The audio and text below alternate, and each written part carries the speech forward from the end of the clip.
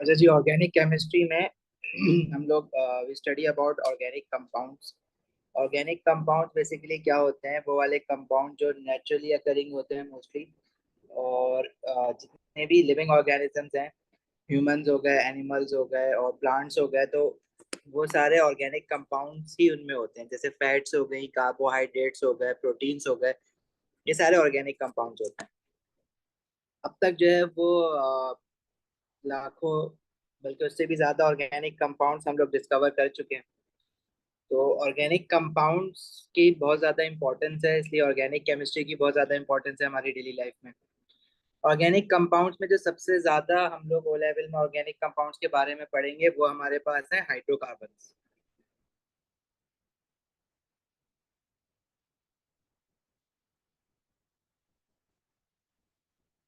Basically hydrocarbons क्या होते हैं? They are the compounds containing carbon and hydrogen elements.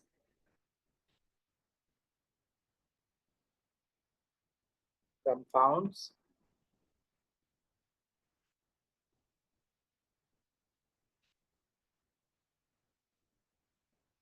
containing carbon and hydrogen elements।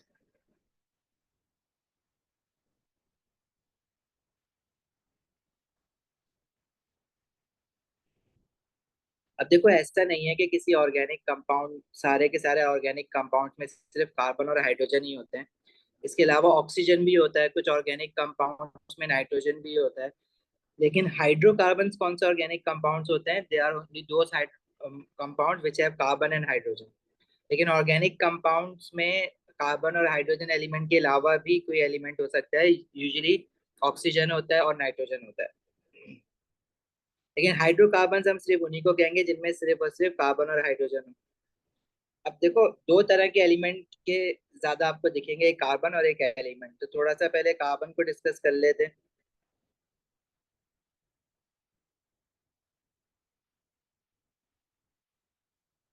Chemistry of carbon is that carbon is group from group 4 of the periodic table. Carbon is a non-metal.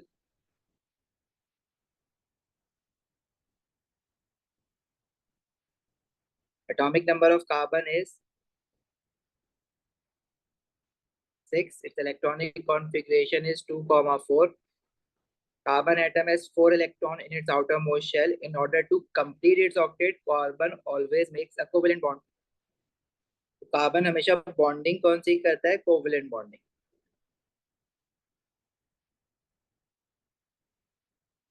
And carbon, in order to complete its octet, it always make 4 covalent bonds.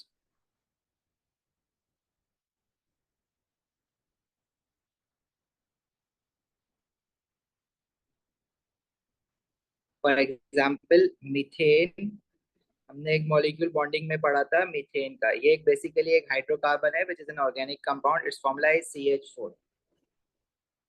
तो carbon makes 4 covalent bond and hydrogen makes only 1 covalent bond. तो methane का जो bonding है वो इस तरह से है। हमने डॉट एंड क्रॉस पढ़ी थी। Carbon has 4 electron in its outermost shell. तो each electron of carbon's outermost shell participates in bonding. So in order to make one covalent bond, each carbon shares its one electron and each hydrogen shares its one electron. तो ये dot and cross diagram थी methane की। इसी तरह if we see the chemistry of hydrogen, तो hydrogen is a very simple element. It has only one electron in its outermost shell.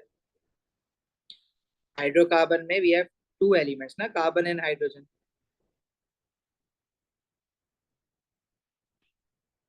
Hydrogen is also a non metal. Hydrogen भी covalent bonding करता है।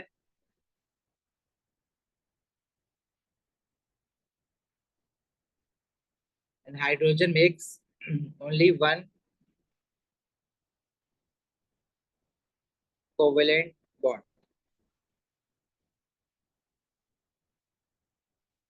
लिख लिया है सबने यहाँ तक?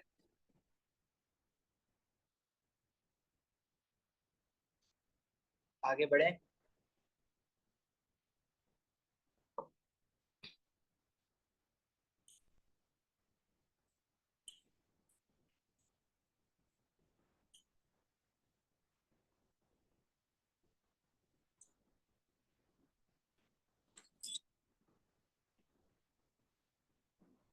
अच्छा, ऑर्गेनिक केमिस्ट्री में कंपाउंड्स तो बहुत सारे हैं ऑर्गेनिक कंपाउंड्स, इसलिए हमने ना उनको कुछ फैमिलीज में डिवाइड किया हुआ है।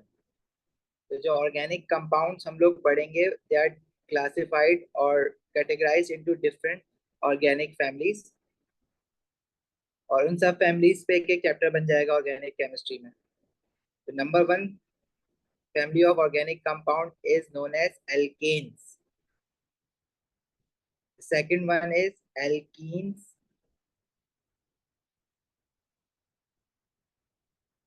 Third one is alcohols.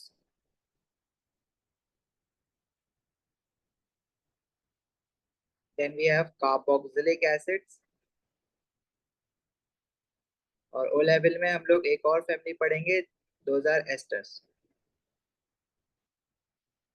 तो इन सारी फैमिलीज को हमने डिटेल में पढ़ना है, और आज का काम हम एल्केन से स्टार्ट करेंगे।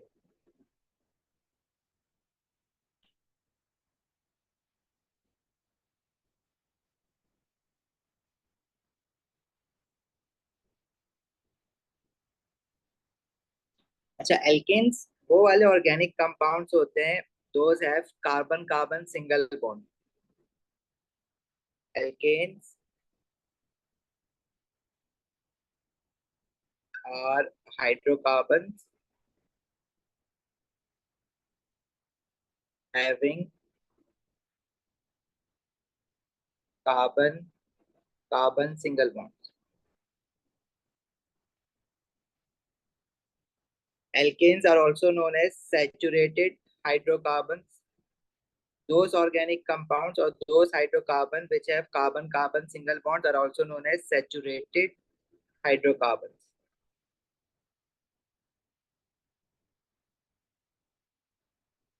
Right? अच्छा, एल्केन्स का, किसी भी एल्केन का फॉर्मूला हम लोग बनाएंगे एक जनरल फॉर्मूला से।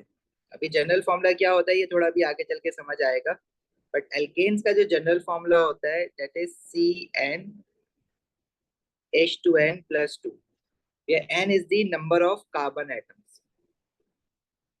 N in this formula is representing number of carbon atoms in a molecule.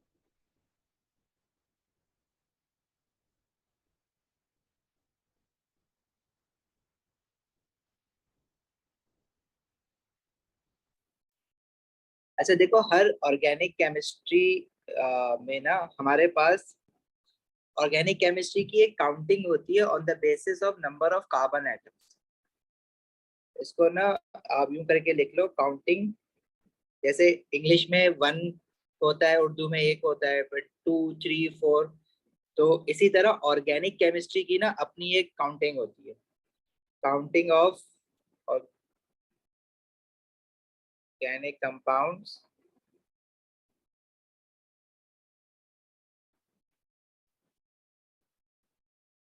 on the basis of carbon atoms. Let's say if any molecule has only one carbon atom, so number of carbon atoms किसी organic compound में अगर सिर्फ एक है, तो one carbon atom we call it meth, METH. If in a compound we have two carbon atoms altogether, then that would be called as eth, which is ETH. If any organic compound has three carbon atoms, that would be called as prop, PROP. Similarly, if any organic compound has four carbon atoms, that would be called as BUT, BUT.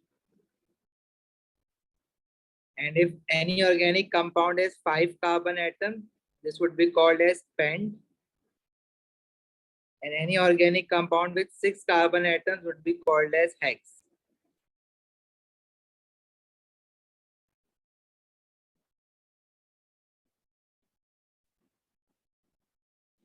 And seven carbon atoms are known as heft. 8 carbon atoms are known as oct. Counting और आगे जाती है, but हमें जो है ना O level में ये काउंटिंग आपको पेंट तक याद रखनी है। Any molecule which have 5 carbon atoms would be called as pent. तो ये अभी याद कर लो। देखो first one carbon atom, if you have only one carbon atom that would be called as meth, METH. Two carbon atoms is eth, three is prop, four is but and five is pent. Pent तक आपको याद होना चाहिए, लेकिन इससे आगे के भी कंपाउंड्स आपको पेपर्स में लिखे हुए मिल सकते हैं क्वेश्चंस में, लेकिन वो फिर आपको बता देगा. But still if possible make sure you know till 8 carbon atoms, वहां तक हम ऑप्ट कहते हैं, बट पेंट तक तो एज पर सिलेबस रिक्वायरमेंट आपको याद करना ही करना है.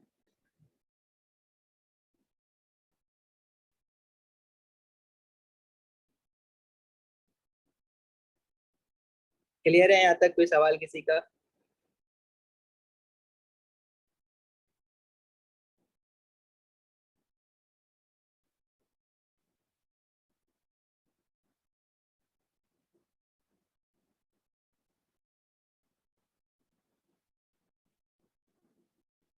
आगे बढ़े, कुछ नहीं पूछना किसी को?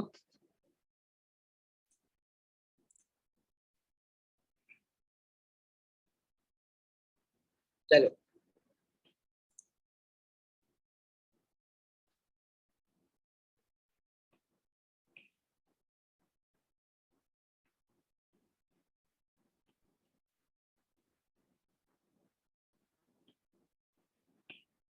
तो अभी हम लोग एल्केन स्टार्ट कर रहे हैं, और एल्केन्स में ये काउंटिंग जो हमने अभी लिखी है, ये तो सारे ऑर्गेनिक कंपाउंड में यूज होगी. एल्केन्स की खास बात क्या है कि they have only carbon carbon single bond, and they are also known as saturated hydrocarbons, और जनरल फार्मूला इसका CnH2n+2 होता है. अब जनरल फार्मूला से क्या मतलब है, ये अभी हम देखते हैं.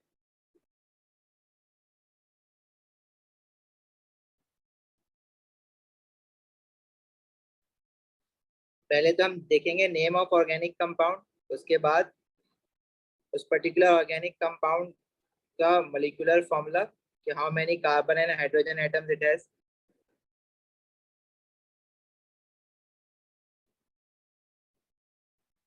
Then its displayed formula. अभी डिस्कस करते हैं डिस्प्लेड फॉर्मूला और मोलिकुलर फॉर्मूला में क्या डिफरेंस है.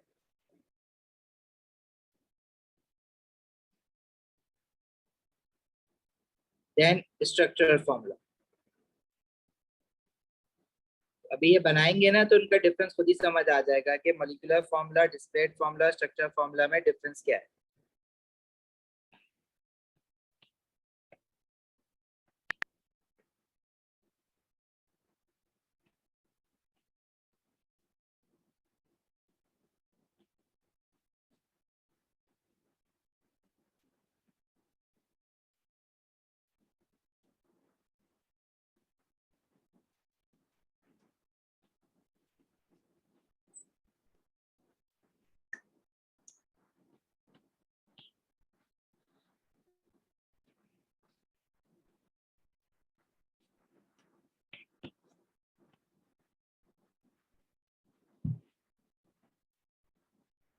अच्छा देखो, जो पहला एल्केन है हमारे पास, अब एल्केन जो है ना, फर्स्ट एल्केन जिसमें सिर्फ एक कार्बन एटम होगा. तो वन कार्बन एटम मींस के हम लोग एन की जगह पे जो है ना, जैसे जनरल फॉर्मूला जो एल्केन का अभी हमने देखा वो है CnH2n+2. ये जनरल फॉर्मूला है. तो फर्स्ट एल्केन में हमारे पास सिर्फ एक कार्बन एटम होगा, तो इट मींस एन की जो वैल्यू होगी वो 1 होगी. और उसका जो नाम होगा, फर्स्ट सिर्फ एक कार्बन एटम को हम कहते हैं मीथ. और क्योंकि ये एल्केन है, तो एल्केन की फैमिली का जो सरनेम होता है वो एन होता है, ANE, एन. तो मैं मीथ के साथ जो है ना उसका सरनेम लगा दूंगा, डेट इज एन. ये नाम बन जाएगा मीथेन.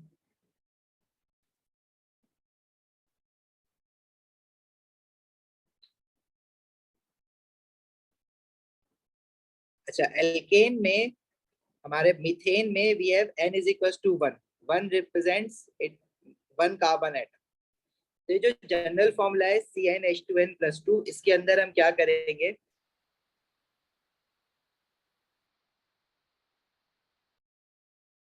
n की जगह पे 1 रखेंगे.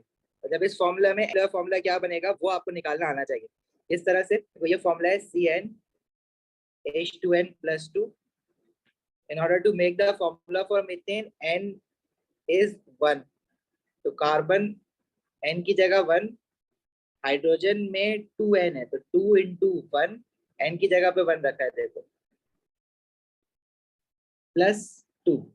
अच्छा, मॉलिक्यूलर फॉर्मूला में हम 1 तो कभी नहीं लिखते ना, कुछ नहीं है इसका मतलब 1 है, तो C के साथ में कोई नंबर नहीं लिखूंगा। हाइड्रोजन कितने हो जाएंगे, 2 1s are 2 +2, तो ये हो जाएगा 4। तो मीथेन का जो मॉलिक्यूलर फॉर्मूला बनेगा वो बनेगा CH4। अच्छा, डिस्प्लेड फॉर्मूला क्या होता है, डिस्प्लेड फॉर्मूला में we show all the bonds. Displayed formula, a formula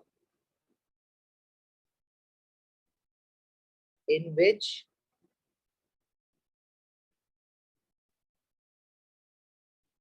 we show all the bonds between all the atoms.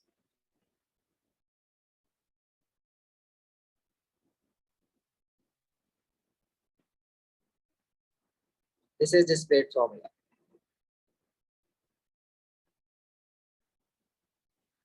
तो मीथेन का डिस्प्लेड फॉर्मूला बेसिकली हमने ना उसकी बॉन्डिंग शो करनी है, लेकिन डॉट एंड क्रॉस नहीं लगाना है, बस एज सिंपल एज दैट।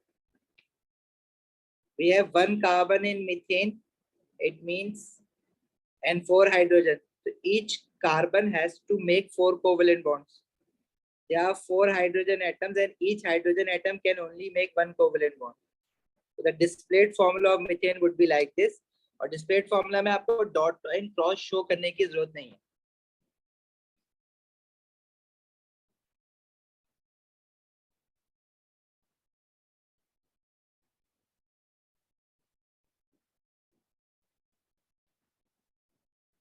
अच्छा, स्ट्रक्चर फॉर्मूला कैसे लिखते हैं इसका, देखो स्ट्रक्चर फॉर्मूला में हम लोग कार्बन और हाइड्रोजन के बॉन्ड शो नहीं करते, तो जो मीथेन का स्ट्रक्चर फॉर्मूला होगा वो उसके डिस्प्लेड फॉर्मूला जैसे, मॉलिक्यूलर फॉर्मूला जैसा ही होगा, CH4।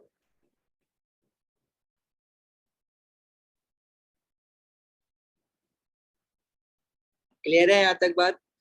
अब बताओ, जो सेकंड एल्केन होगा उसमें 2 कार्बन होंगे और उसका 2 कार्बन को हम कहते हैं eth, and as it is an alkane तो इसका जो सरनेम होगा वो आ जाएगा एन, तो इसका पूरा नाम बन जाएगा इथेन। एन की वैल्यू क्या होगी, 2। अब देखो, अगर मैं इसके जनरल फॉर्मूला से, एल्केन का जो जनरल फॉर्मूला है वो है CnH2n+2। अब n की जगह पे हम 2 वैल्यू पुट करेंगे, तो n is 2 और H2n+2 में भी n is 2, this would become C2। And hydrogen में जब 2 और n में 2 रखेंगे तो 2 2s are 4 +2 is 6। ये इथेन का मॉलिक्यूलर फॉर्मूला बन जाएगा। There are 2 carbon atoms in the molecule of ethane, and these 2 carbon atom has to make 1 single bond with each other. They cannot make more than 1 bond with each other. मतलब 2 carbon atom they can also make double covalent bond, लेकिन as it is an alkane, तो alkane की पहचान ही यही है कि 2 carbon atoms के बीच में there would only be a carbon-carbon single bond. अब now if we look to these 2 carbon atoms, तो लेफ्ट वाला जो कार्बन एटम है it has made 1 covalent bond, so it has to make 3 more covalent bonds. वो किसके साथ bond बनाएगा, फिर हाइड्रोजन के साथ, तब जाके ये स्टेबल होगा। तो 3 hydrogen will get attached to the first carbon atom. Similarly, the other carbon atom, the second carbon atom has already made 1 covalent bond with this left one carbon atom. तो इसके साथ भी we'll get 3 hydrogen atoms, C2, and hydrogen are 6, C2H6। अच्छा, इसका structure formula हम कैसे लिखेंगे, देखो in structure formula we are not suppose to show carbon hydrogen bonds, however we can show carbon carbon bonds, like hydrogen जो अलग अलग करके लिखे ना वो एक साथ लिख सकते हैं, CH3, the first carbon is 3 hydrogen, so that would become CH3, and we can show one bond between two carbon atoms. तो ये जो बीच में हमने लाइन डाली है, ये basically it's the bond between two carbon atoms. Now it's up to you. If you want to show the bond between two carbon atom, you can show it. Otherwise, there is another way to write the structure formula of ethane, and that would be CH3 CH3। अगर आपको carbon carbon covalent bond show नहीं करना तो आप ना करें। अच्छा, आपको दोनों समझ आने चाहिए क्योंकि एग्जाम में दोनों तरीकों से लिखा हुआ आ सकता है।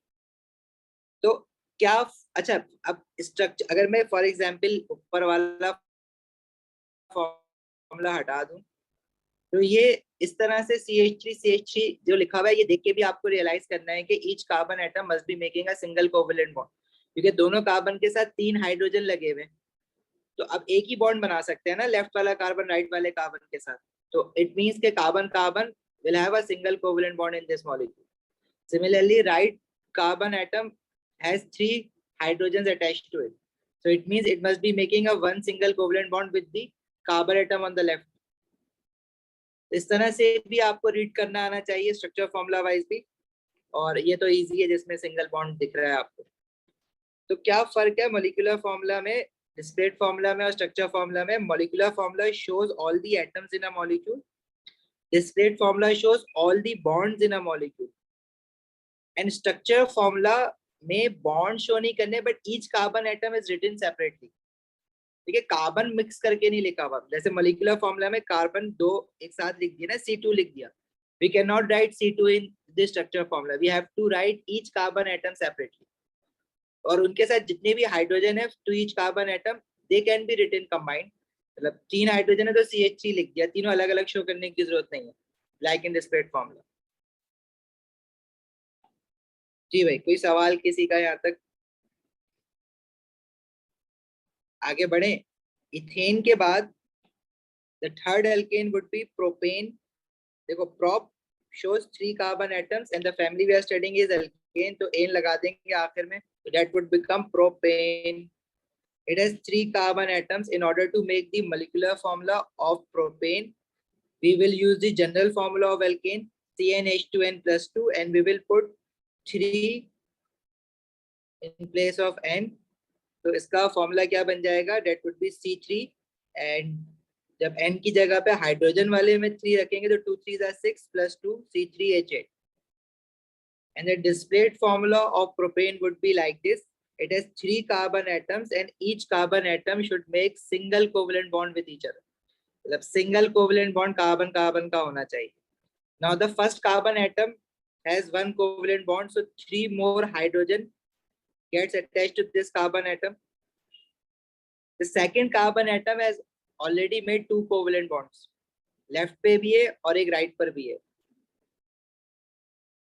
ठीक है, तो इसके साथ अब सिर्फ 2 ही हाइड्रोजन आ सकते हैं, क्योंकि 4 बॉन्ड से ज्यादा तो कार्बन नहीं बना सकता, 4 डंडियां दिखेंगी बस।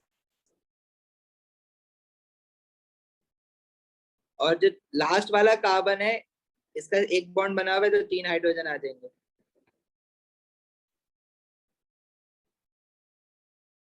प्रोपेन का स्ट्रक्चर फॉर्मूला कैसे लिखेंगे? फर्स्ट कार्बन है 3 hydrogen atom, so we will write CH3। Second carbon has only 2 hydrogen atoms to it, so CH2, and the third carbon atom has 3 hydrogen atoms to CH3। तो CH3 CH2 CH3 होगा। Ifra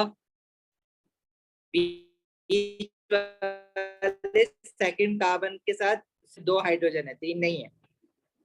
However, we can also write the structure formula like this: CH3 CH2 CH3। अब अगर bond show नहीं किया हुआ carbon atoms का, लेकिन ये देख के हमें रियलाइज हो रहा है ना कि second carbon has only 2 hydrogen atoms, so it must be making one covalent bond with the left carbon atom and one covalent bond with the right carbon atom। इससे ज्यादा तो नहीं बना सकते ना, एक एक ही बनाएगा, 4 हो जाएंगे फिर।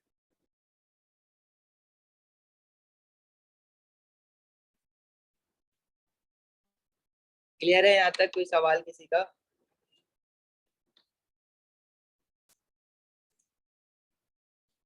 No sir. No sir.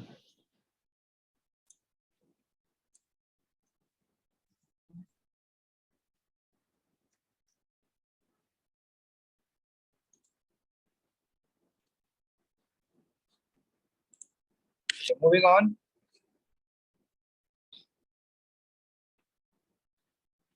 Propane के बाद जो नेक्स्ट एल्केन आएगा वो क्या होगा?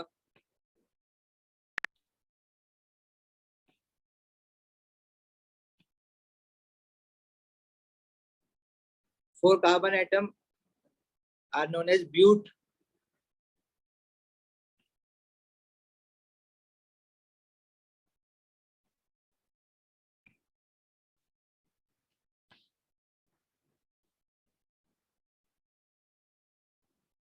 तो हम बोलेंगे but. The surname is ane, butane. Value of n would be 4. अब इस जनरल फॉर्मूला में CnH2n+2 में अगर n की जगह पे हम 4 रखेंगे, 2 × 4, तो हाइड्रोजन कितने हो जाएंगे? 4 × 2 = 8 + 2 = 10. तो इसका जो मॉलिक्यूलर फॉर्मूला बनेगा it would be C4H10.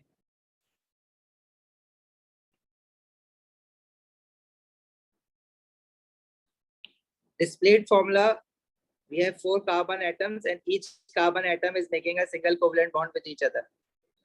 First carbon atom will get 3 hydrogen atoms क्योंकि एक बॉन्ड बना हुआ है उसका. Second carbon atom is making 2 covalent bonds, तो इसको हम इसके साथ 2 हाइड्रोजन लगेंगे. थर्ड कार्बन एटम के भी 2 बॉन्ड ऑलरेडी बने हुए हैं ना लेफ्ट और राइट वाले कार्बन के साथ, तो इसके साथ भी 2 हाइड्रोजन होंगे.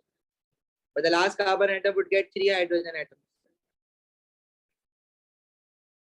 इसका स्ट्रक्चर फॉर्मूला किस तरह से होगा? CH3, then we have CH2, CH2 and CH3.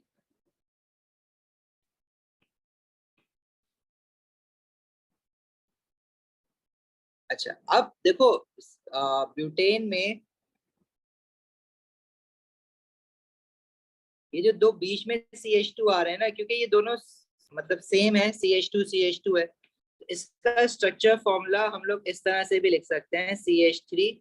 अब CH2 को 2 बार लिखने के बजाय we will write CH2 in bracket. हमने इसके लेफ्ट राइट पे ब्रैकेट लगाया और इसके बाहर 2 लिख दिया. This shows we have 2 CH2 in a chain.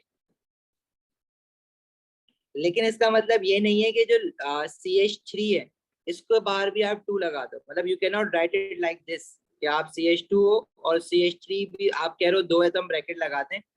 ये इस तरह से नहीं होगा, क्योंकि देखो दो CH3 एक साथ नहीं है, दो CH2 एक साथ है, one after the other, but this CH3 has other carbon atoms between them. So we can only write those carbon atoms which are one after the other in a bracket like this. जैसे CH2 CH2 है, CH3 CH3 एक दूसरे के साथ नहीं है, तो इनको हम ब्रैकेट में डाल के नहीं लिख सकते.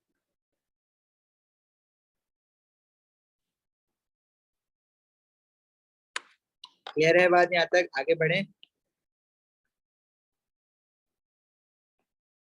5 कार्बन एटम वाला जो एल्केन होगा, 5 कार्बन एटम को हम कहते हैं pent and surname is ane, pentane. It has 5 carbon atom. इसका मॉलिक्यूलर फॉर्मूला बता दो जल्दी से. एन की जगह पे क्या रखेंगे? 5. इनका फॉर्मूला बन जाएगा C5H12.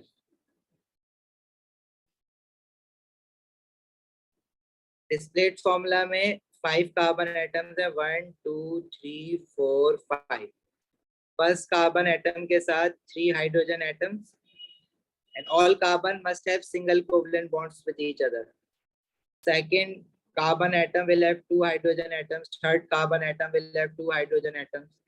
Similarly, last carbon atom will have 3 hydrogen atoms. The structure formula would be CH3, CH2, CH2, CH2 and CH3.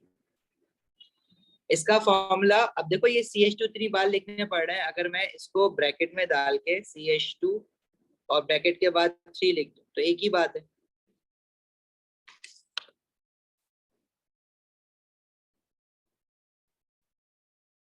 Okay,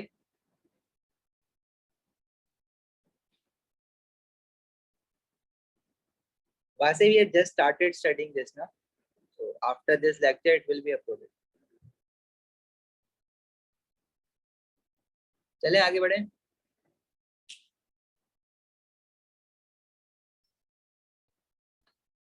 यहाँ तक कोई सवाल है किसी का? नहीं सर। ओके।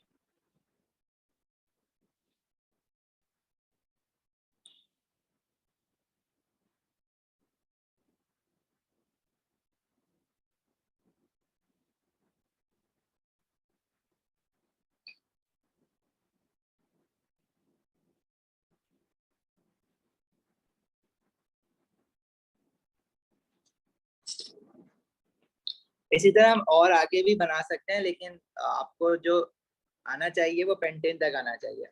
अगर मैं आपसे हेक्सेन का मॉलिक्यूलर फॉर्मूला पूछूं तो बताओ क्या होगा। हेक्सेन में 6 कार्बन एटम्स होते हैं।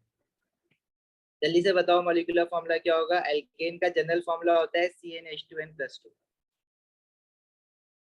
एन की जगह पे 6 रखोगे।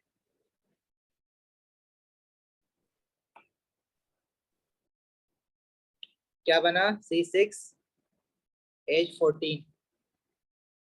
मैं आपसे किसी भी एल्केन का पूछ सकता हूँ नंबर ऑफ एटम्स बता के। जैसे से अगर मैं कहूँ कि हमारे पास एक एल्केन है, उसका नाम नहीं पूछ रहा, मैं बस ये बता रहा हूँ कि उसमें we have let's say 12 carbon atoms. Can you tell me the molecular formula of an alkane with 12 carbon atoms?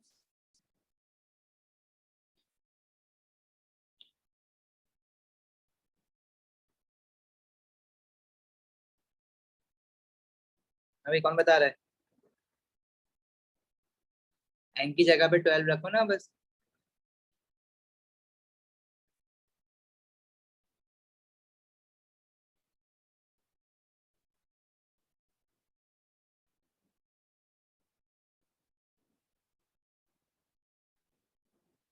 This is C12H26, right. अच्छा, आप देखो कुछ लोग जो है ना इस फॉर्मूला को इस तरह से लिखते हैं, जो नंबर है ना ये सबस्क्रिप्ट में लिखते हैं। सबस्क्रिप्ट समझते हो, जो छोटा सा नीचे लिखते हैं ना। कुछ लोग जो है वो पूरा बड़ा यूं करके लिख देते हैं। इस तरह से नहीं लिखना, नंबर्स जो है ना वो छोटे करके नीचे लिखना। सही है, वरना समझ नहीं आता क्या लिखा हुआ है। टाइपिंग के वक्त तो आप ऑब्वियसली, मैं आपको नहीं कह रहा सबस्क्रिप्ट में लिखो, चैट में तो ऐसे ही लिख दो, लेकिन जब आप लिखोगे हाथ से इन पेन तो मेक श्योर कि आप उसको छोटा करके लिखो नीचे।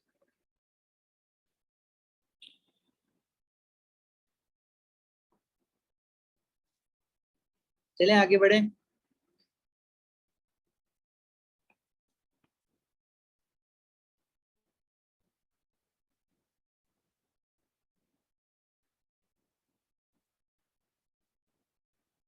अच्छा, जनरल प्रॉपर्टीज ऑफ एल्केन्स क्या होती हैं? एल्केन्स जो हैं वो सिंपल कोवलेंट मॉलिक्यूल्स हैं।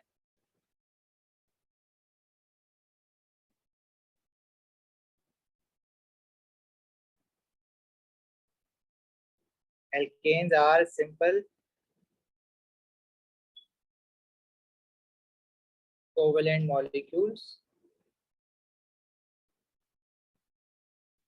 ऑब्वियसली इनके बीच में, एटम्स के बीच में कोवलेंट बॉन्डिंग है। और जो सिंपल कोवलेंट मॉलिक्यूल्स होते हैं उनका जो स्ट्रक्चर होता है वो सिंपल कोवलेंट स्ट्रक्चर होता है।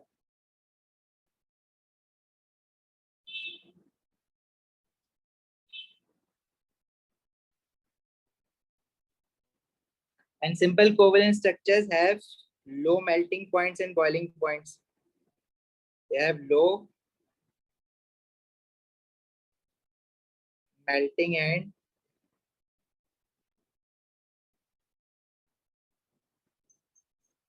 boiling points.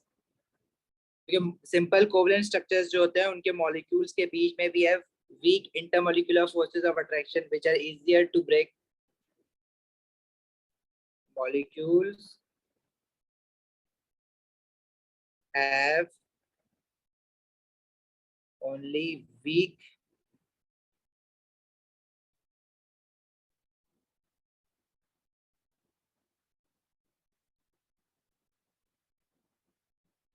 intermolecular forces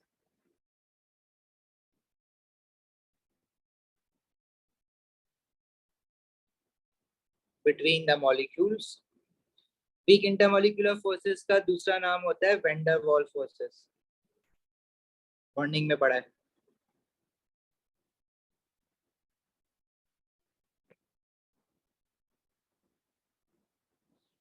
and alkanes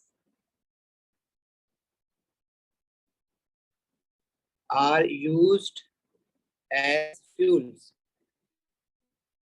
alkanes को जब हम बर्न करते हैं ना तो दे रिलीज एनर्जी, जैसे जितनी भी हम फ्यूल यूज करते हैं, लाइक मीथेन, कुकिंग गैस जो होती है वो मीथेन है। इसी तरह पेट्रोल हो गया वो ऑक्टेन है, डीजल भी एल्केन है, पेट्रोल भी एल्केन होता है, तो they are all used as fuels.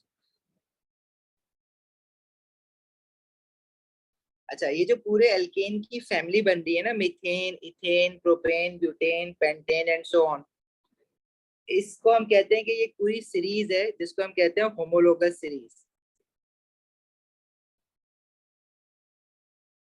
अच्छा हाँ, एक प्रॉपर्टी और एल्केन्स की जरूर लिखनी है, all alkanes are water insoluble, they do not dissolve into water. Organic compound जो होते हैं ना, वो सारे ऑर्गेनिक कंपाउंड वाटर में डिसॉल्व नहीं होते, स्पेशली एल्केन्स।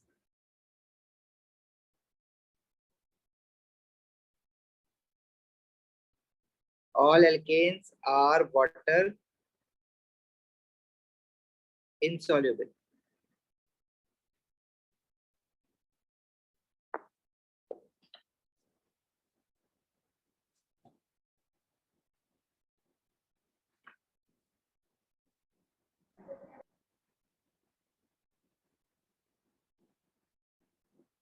सही है।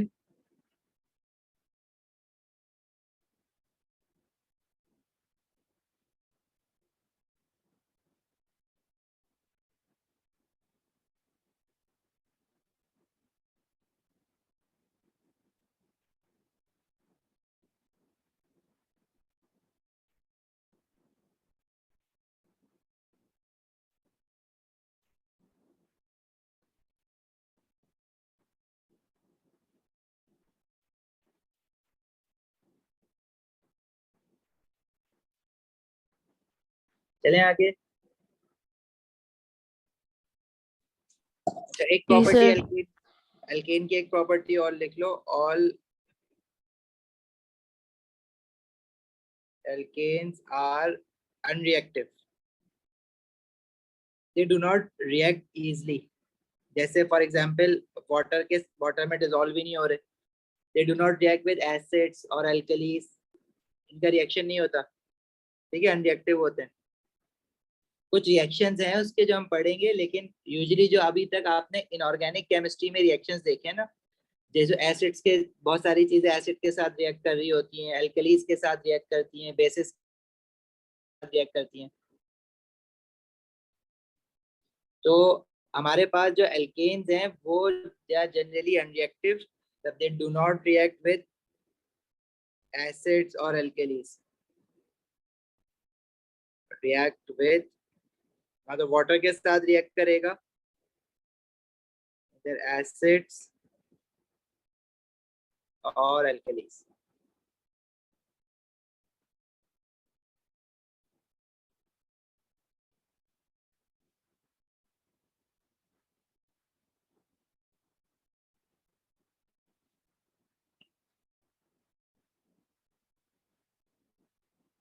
लिख लिया है सबने, आगे बढ़े।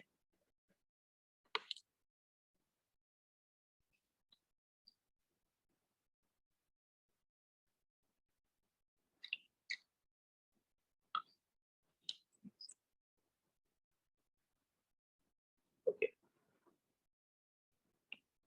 अच्छा, हम बात कर रहे थे होमोलोगस सीरीज की।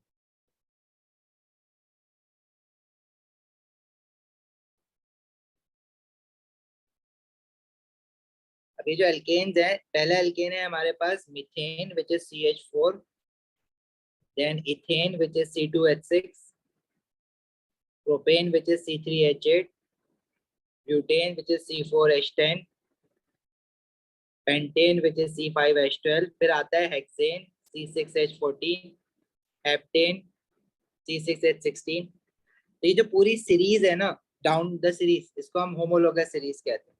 बेसिकली होमोलोगस सीरीज क्या होती है, जिसमें हमारे पास compounds they share the same general formula, they have same chemical properties but their physical properties varies gradually down the series। देखो मैं लिख देता हूँ, in a homologous series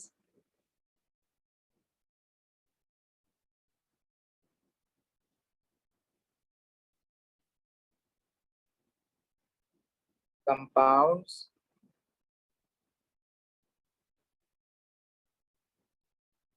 have same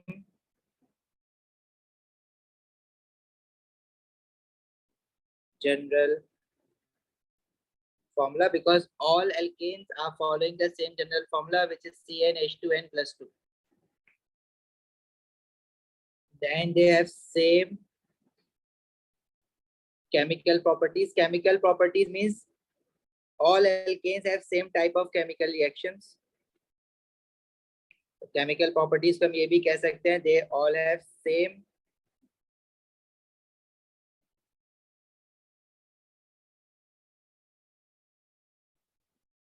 chemical reactions, but their physical properties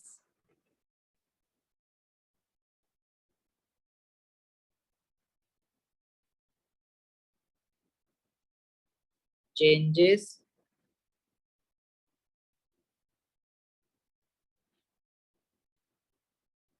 gradually down the series.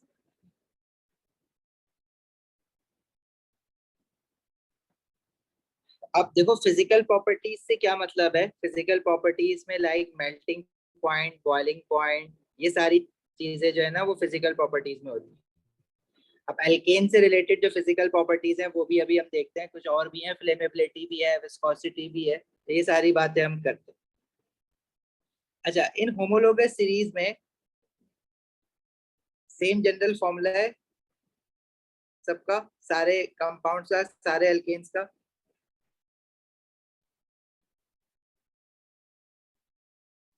जो कि CnH2n+2 है।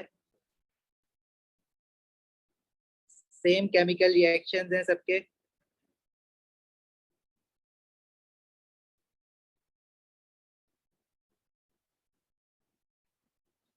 इनकी physical properties जो है ना, अब फिजिकल प्रॉपर्टीज को ब्रेक डाउन करके देखते हैं कि क्या क्या होती है। देखो फर्स्ट फिजिकल प्रॉपर्टी इनकी कि they all are water insoluble.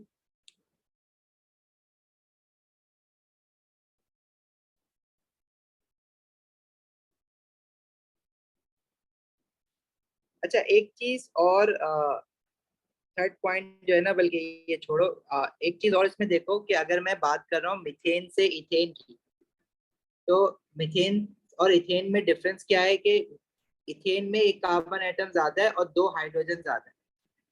Similarly ethane से प्रोपेन को देखें तो again propane has one carbon more carbon atom and two more hydrogen atom. If you look from propane to butane, then butane has one more carbon atom than propane and two hydrogen atoms. Each member actually differ by CH2। मतलब अगर मैं इनको homologous series कह रहे हैं ना, तो ये सारे कंपाउंड जो है ना एल्केन, ये मेंबर्स कहलाते हैं। तो हर मेंबर में CH2 का डिफरेंस है। अगर मैं डाउन द सीरीज जाऊं ना, मीथेन से इथेन जाऊं या इथेन से प्रोपेन जाऊं या प्रोपेन से ब्यूटेन जाऊं, तो एक पॉइंट ये जरूर ऐड कर लो, each member differ by CH2। Each member differ by CH2। और ये जितनी भी हम होमोलोगस सीरीज के पॉइंट्स पढ़ रहे हैं ना, आगे जितनी भी प्रॉपर फैमिलीज पढ़ेंगे, एल्केन्स, एल्कीन्स, एल्कोहल, तो ये सारे पॉइंट सबके लिए सिमिलर है। अच्छा, फिजिकल प्रॉपर्टीज की बात कर रहे थे, तो देखो डाउन द सीरीज जो है ना, सबसे इंपॉर्टेंट फिजिकल प्रॉपर्टी ये है, down the series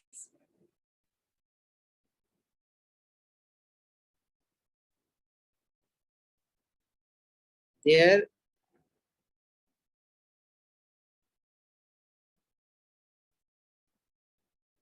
melting and boiling point increases। और उसका रीजन क्या है, क्योंकि डाउन द सीरीज इनका मोलिकुलर मास इंक्रीज होगा। मीथेन का जो मोलिकुलर मास आएगा वो 16 ग्राम आएगा। एमआर तो निकालना आता है सबको। इथेन का और ज्यादा आएगा क्योंकि नंबर ऑफ एटम ज्यादा है। प्रोपेन का और ज्यादा आएगा। और जब मोलिकुलर मास इंक्रीज होता है तो इंटरमोलिकुलर फोर्सेस भी स्ट्रॉन्गर होती जाती है। इसलिए जो आपका क्या कहते हैं बॉइलिंग पॉइंट है वो इंक्रीज होगा जब इंटरमोलिकुलर फोर्सेस स्ट्रॉन्गर होंगी। ठीक है। डाउन द सीरीज या melting point and boiling point increases, इसका रीजन पूछता है तो ये लिख लो अपने पास as down the series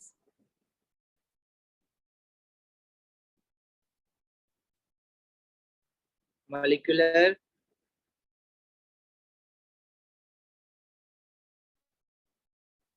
mass of alkanes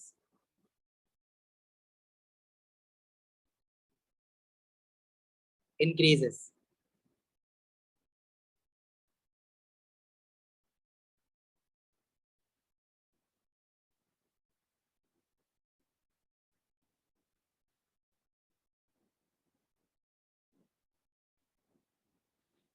सही है। अच्छा, सो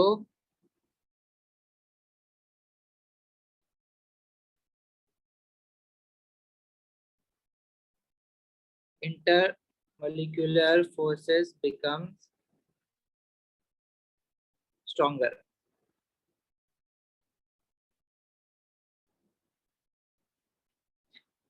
अच्छा, एल्केन की जो पहचान है ना वो क्या है कि इसमें कार्बन कार्बन सिंगल बॉन्ड होते हैं। ठीक है, तो वो जो कार्बन कार्बन सिंगल बॉन्ड है उसको बेसिकली आइडेंटिटी ऑफ एल्केन्स कहा जाता है। अभी जब हम आगे वाली फैमिली पढ़ेंगे ना तो मैं एक टर्मिनोलॉजी और इंट्रोड्यूस करवाऊंगा फंक्शनल ग्रुप की, तो वो फिर हम आगे देखेंगे कि they have same functional group. General formula के साथ साथ सारे मेंबर्स का सेम फंक्शनल ग्रुप भी होता है, तो वो हम आगे एल्कीन्स से पढ़ेंगे। अच्छा, नेक्स्ट फिजिकल प्रॉपर्टी जो है डाउन द सीरीज क्या होता है, देयर फ्लेम। अच्छा, ये ना सारे एज अ फ्यूल यूज होते हैं, जलते हैं। तो जो मीथेन है ना, कुकिंग गैस जो होती है वो उसका जलना आसान है, और इथेन का जलना थोड़ा और मुश्किल है, प्रोपेन का जलना और मुश्किल है। जितना एल्केन मॉलिक्यूल हैवियर होगा, जितना उसका मास ज्यादा होगा, उतना वो मुश्किल से कंबस्ट होगा या बर्न होगा। तो द एबिलिटी ऑफ बर्निंग उसको हम कहते हैं फ्लेमेबिलिटी। तो down the series their flammability decreases.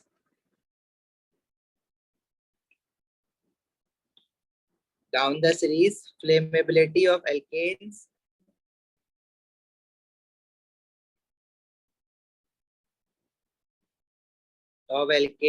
decreases.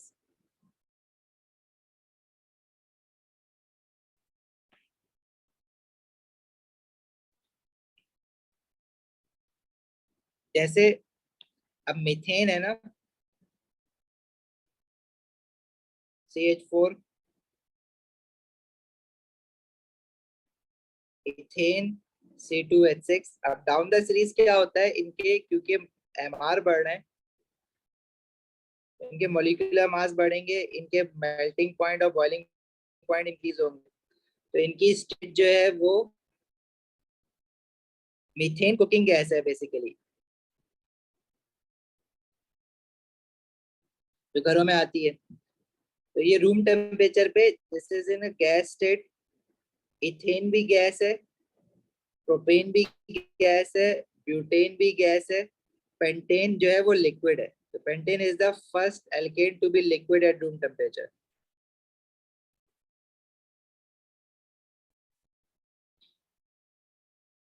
इसी तरह और नीचे जाएंगे ना तो ऑक्टेन पेट्रोल वो भी लिक्विड है, फिर और आगे जाएंगे डीजल, डीजल और मुश्किल से चलता है, और आगे जाओगे ना तो कोल आ जाता है। जैसे आपने ज्योग्राफी में पढ़ा होगा ना, एंथ्रेसाइट, पीट, बिटुमेन, तो वो सॉलिड होता है।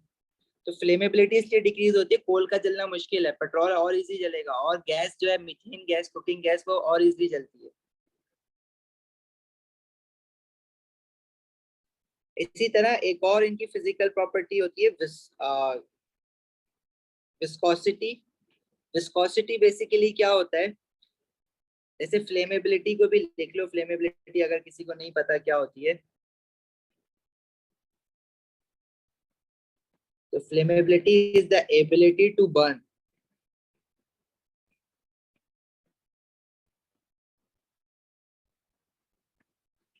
अच्छा, viscosity is the hindrance, hindrance मतलब रुकावट, रेजिस्टेंस टू फ्लो। जैसे for example, if you consider honey, शहद एंड वाटर, तो water flows more easily, whereas honey flows less easily. Reason being because honey is more viscous. Honey की viscosity ज्यादा होती है, क्यों? क्योंकि उसका मास ज्यादा होता है। तो डाउन द सीरीज क्योंकि मास इंक्रीज हो रहा है, तो एल्केन्स की विस्कोसिटी जो होती है वो इंक्रीज होती है। Down the series viscosity of alkanes increases. Similarly mass increase होने की वजह से डाउन द सीरीज इनकी डेंसिटी भी इंक्रीज होती है। Down the series density of alkanes increases.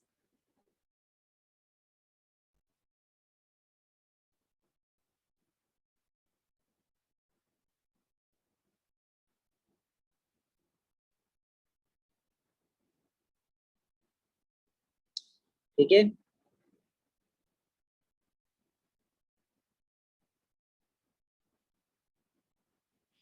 Sir flame test जो है ना आपके पास आइडेंटिफिकेशन ऑफ आइंस में है। तो जब आप एसिड बेसिस पढ़ो तो उसके साथ पढ़ सकते हो, अदरवाइज एटीपी में ही वो आएगा अलग से, लेकिन फिर भी याद कर लेना उसको।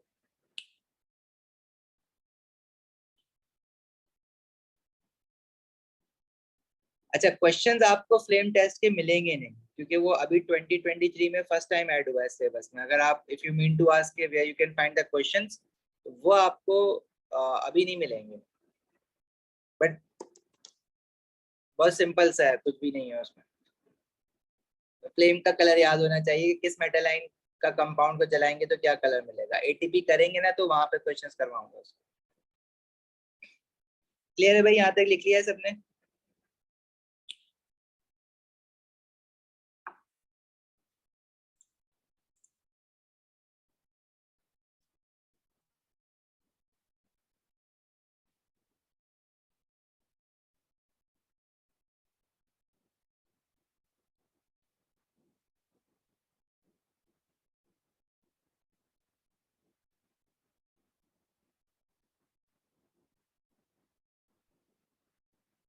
कुछ पूछना है यहाँ तक? कोई सवाल किसी का?